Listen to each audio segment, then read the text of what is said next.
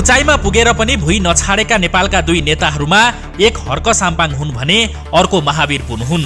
यी दुई नेताहरू अहिले नेपालको प्रतिनिधि सभाका सदस्य रहेका छन्, तर संसदमा पुगेर पनि उनीहरूमा न कुनै दम्ब देखिएको छ न त घमण्ड नै देखिन्छ।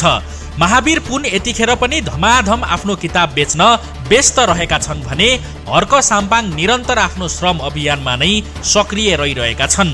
यी दुईको शैली फरक होला तर सोच भने एकै रहेको छ। यदि देशमा साँचो अर्थमा विकास चाहने हो भने थुतुनो चलाएर मात्रै पुग्दैन, पाखुरा नै चलाउनु पर्छ भन्ने मान्यता राख्ने सांसदहरू हुन् यी। त्यसैले महावीर पुन वीरगञ्ज कृषि औजार कारखानाको लागि आर्थिक स्रोत व्यवस्थापन गर्न निरन्तर आफ्नो आत्मकथाको किताब बेचिरहेका छन् भने हर्क साम्पाङ श्रम अभियान मार्फत समाजसँग जोडिएका छन्। हर्क साम्पाङले आफू मात्र होइन, आफू जस्तै लाखौं श्रमदाताहरूलाई संगठित गरेर श्रमदानलाई अभियानकै रूपमा अगाडि बढाइरहेका छन्।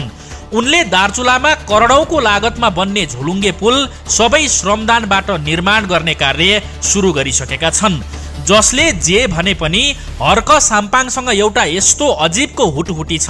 त्यो हुटहुटी के हो भने यो देश समृद्ध भएको हेर्ने, आत्मनिर्भर नेपाल बनाउने र नेपालीलाई श्रमबाटै सेवा गर्ने।